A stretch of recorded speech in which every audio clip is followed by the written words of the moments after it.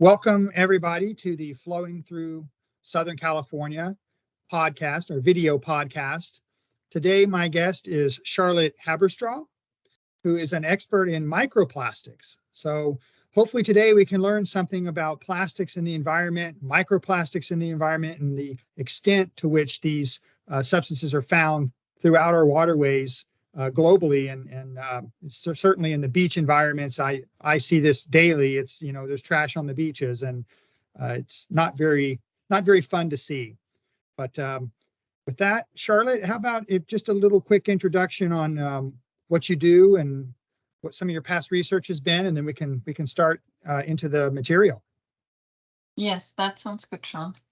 So yeah, as Sean just mentioned, I work a lot with plastics and microplastics. A couple of years ago, I did a PhD on the topic, starting with plastic pollution in rivers and in urban catchments. I did that in Tampa in Florida. We did research here in Florida, as well as in Cambodia and the Mekong River. And so starting off with this to collect field data and understanding how much plastic were entering the rivers and moving towards the oceans. And then my research my interest further developed into understanding the sources and transport of the plastic, and stormwater just being a major source of the plastic. We kind of started diving more into that and understanding how different stormwater management and BMPs can help us to address plastic pollution. And then that all kind of connects as well to the other urban water systems and to wastewater and drinking water too. Certainly. Well, thank you. And we're very lucky to have you here at Black and Veatch. Certainly very knowledgeable about plastics and some of the mitigation measures that we can employ to help reduce those. So let's just start from the top. I mean, it's probably obvious to a lot of people that these plastics are coming from human activity. So how about just a quick snapshot on the types of plastics that your research has focused on, and the size fractions and what they mean, and maybe kind of sum it up with what's macro and what's micro. What are those? What are the sizes of those in millimeters, for example? So generally you will often hear the differentiation between macro and microplastics, and then nanoplastics. So macroplastic is everything above 5 millimeter size. Okay. So that's what's part of the trash amendments in California that's regulated, and then below 5 millimeter, these are microplastics. And then depending on who's defining it, below 1 micrometer would be referred to as nanoplastics.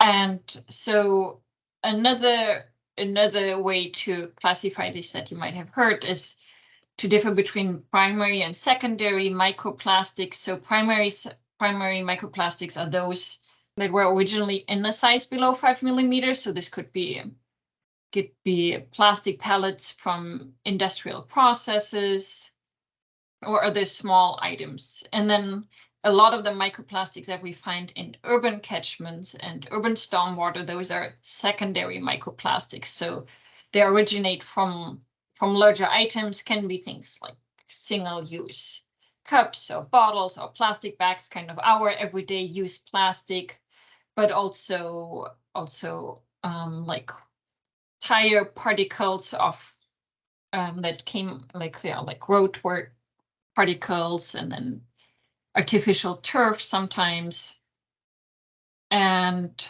all kind of plastic that was kind of used in the city somehow, through mismanagement or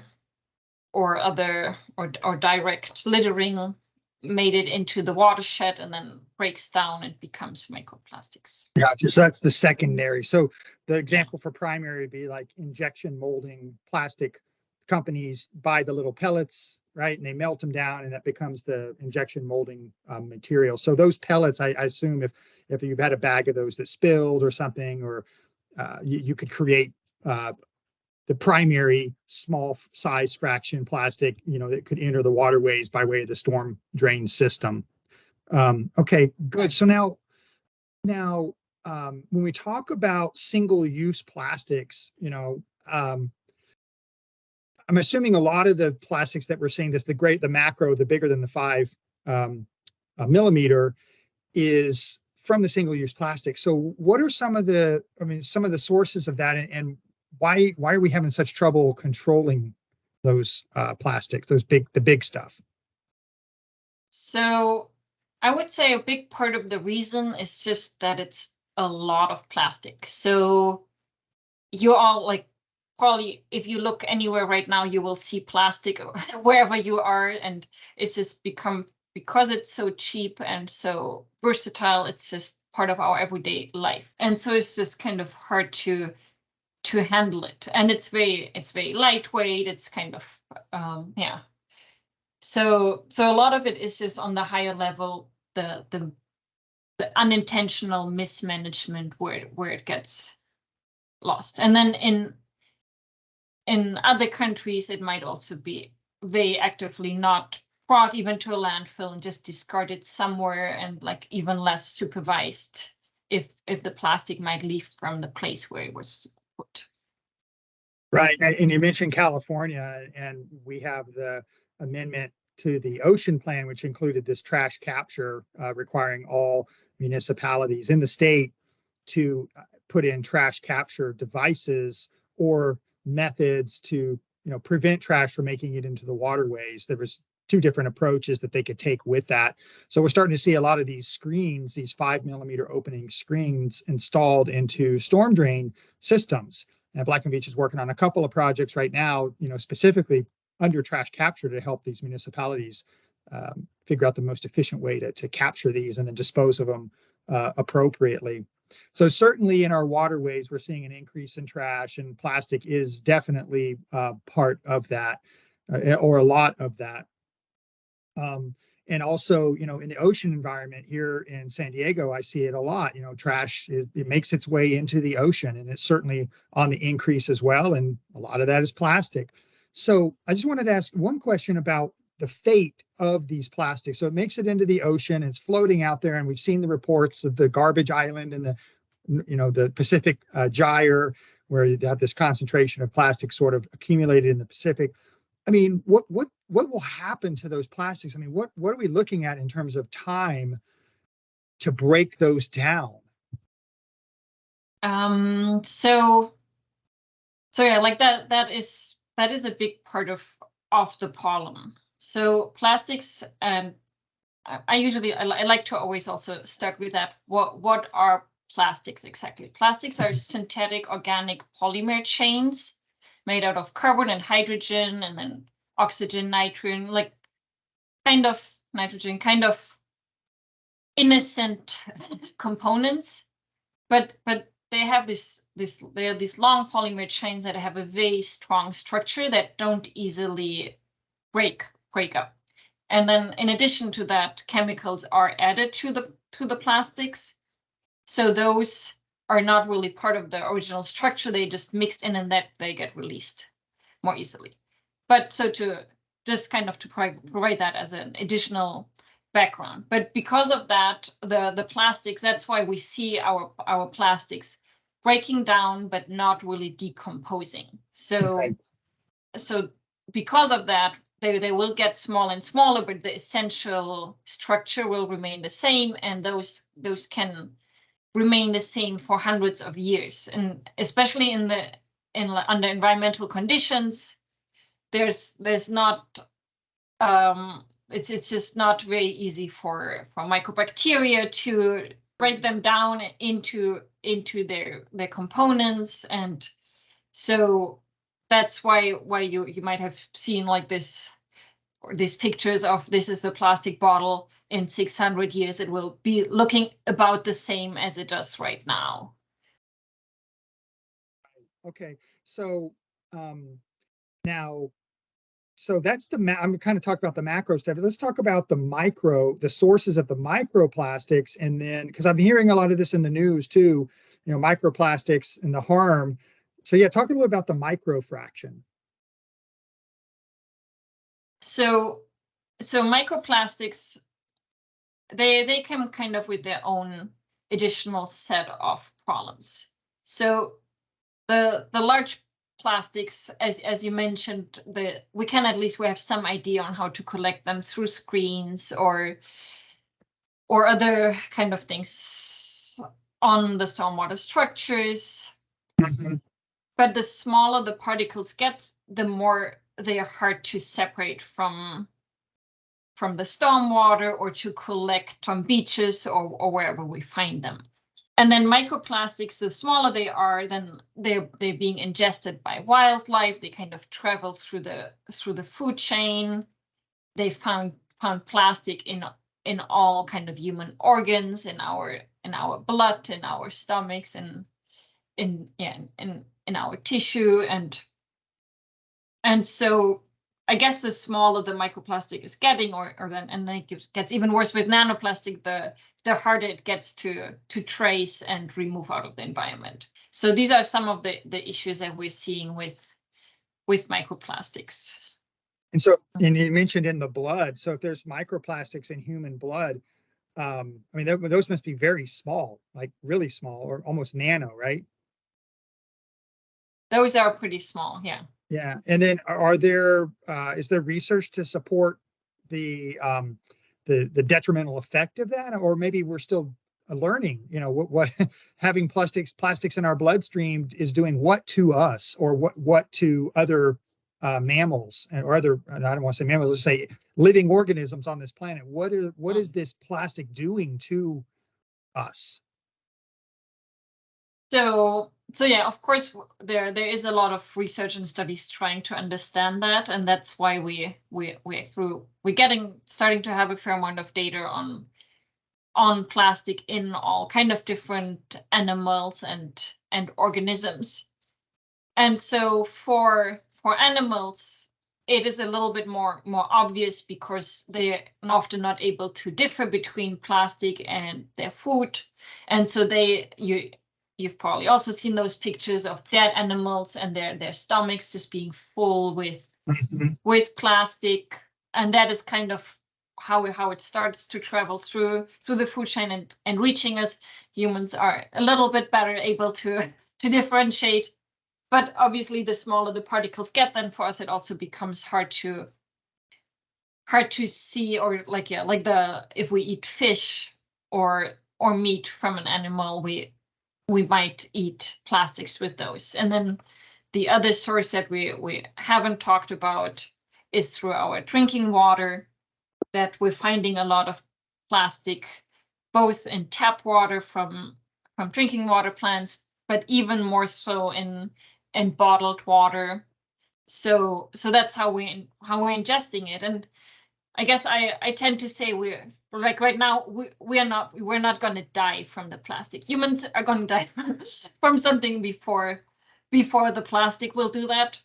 But it does have a lot of chemicals that the more the plastic accumulates in our body, the more we will also be exposed to these chemicals, and there are toxicants in there, things that we know that they put health risks on humans as well, that have effects of that can cause cancer or birth defects. And this is something that we're still trying to understand and study further. Okay. To know how concerned we have to be. But I personally would say I don't even like the idea to have any plastic inside me. Yeah. Yeah, right. And then there was the whole issue with the phthalates too, that it was a couple of years ago, that phthalates in the blood, from mold releases and things like that from the plastic processing itself was creating that exposure pathway for phthalates into humans. So now in the wastewater setting or in the potable water setting, where we're taking the water, and obviously Black & Veatch has a number of clients too that are in those spaces.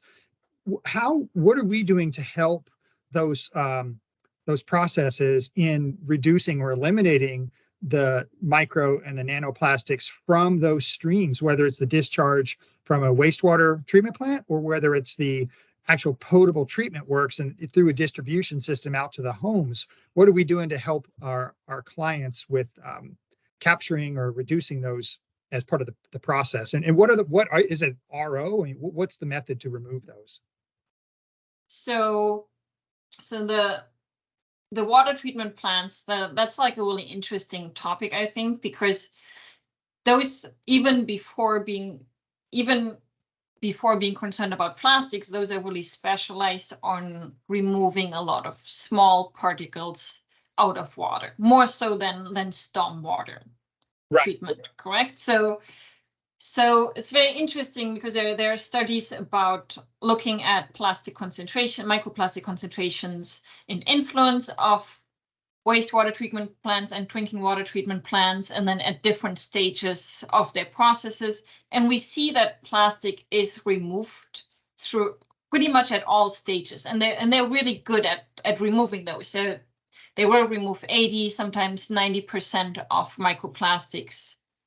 Well, I think it's really good that we are looking into this, just, as humans, right, that we're looking into this issue and we're starting to see the effects of, and certainly trash is, we're seeing more of it obviously in the environment. But the good news, I think, is that through the TMDLs or the total maximum daily loads, if there's a trash TMDL, for example, we do see reductions in the trash. And so from 2018 to present, when the TMDL started to come online, at least in California, we are seeing a less amount of those trash particles within the waterways and within the ocean too. So that the good news is that we can do something about it if we set our minds to do something about it.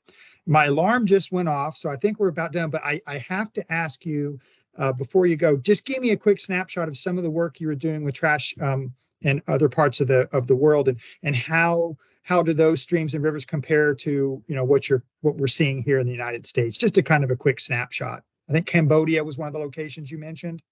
Yes. So I was pretty lucky for my research because I had a local river here where we could do a long-term study for 18 months. We would go every month and studying the impact of the city of Tampa and the urban watershed here onto a smaller river. But then at the same time, we also were trying to understand the bigger picture of things, and we're trying to have another point of reference on what's going on somewhere else in the world. And Southeast Asia is often coming up as a name of a major major location of plastic production and of waste production as well, because much less than us, they are managing all the plastic and trash. Right. And so I went to Cambodia, where the Mekong River, one of the largest rivers in the world, is passing through, and similar setup as here, we assessed how much plastic was in the river as it's entering the city.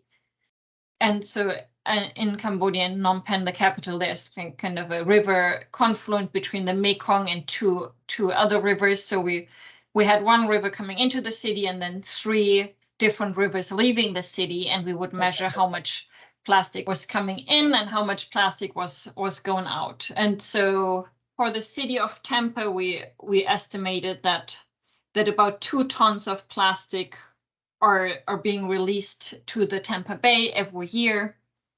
But then for Phnom Penh, we estimated that about 200 tons of plastics are released every day to the Mekong River. Oh my. So it was a much larger scale of the problem. But then I guess another story that I do like to mention, just because I don't want to make people feel like this is not our problem. Yeah. Although there is a lot of trash in Southeast Asia, and that is a big problem. At the same time, from all my work that I've ever done, the largest and highest concentration of microplastics and plastics that I ever found in a sample was here in Tampa, on a calm and sunny day where the water was pretty clean and everything was looking nice. but suddenly there was there must have been like a short strong rain event for the upstream that led to like a first flush type of event where just a bunch of plastic and organic material was flushed into the river, because within few minutes suddenly the entire river was like swimming with plastic and organic material, and we collected like a bucket full of plastic within a couple of minutes, and had like over 4,000 pieces of plastic in one sample, which was much higher than anything that we had usually seen in Tampa, and also higher than what we have collected in a single sample in Cambodia. Wow. So yeah. Well, I'll tell you what, I've learned something today. I knew a little bit about plastics coming into this, and I think I know a lot more now. This has been very informative, and I would love to hear more. I understand in February you're going to be at the P3S conference in Anaheim here in California, specifically speaking up microplastics. So hopefully some of those watching or listening to this can potentially attend that conference. It'd be great to hear more, to learn more about this. But again, thank you so much for joining today, and we'll be in touch. Thanks again. Well, thanks for having me, Sean. It was good talking to you. And yeah, I hope to maybe some of the listeners are able to join the conference to discuss this some more with me. Thank you. That'd be great. Again, thank you so much, and we'll talk again soon. Thanks.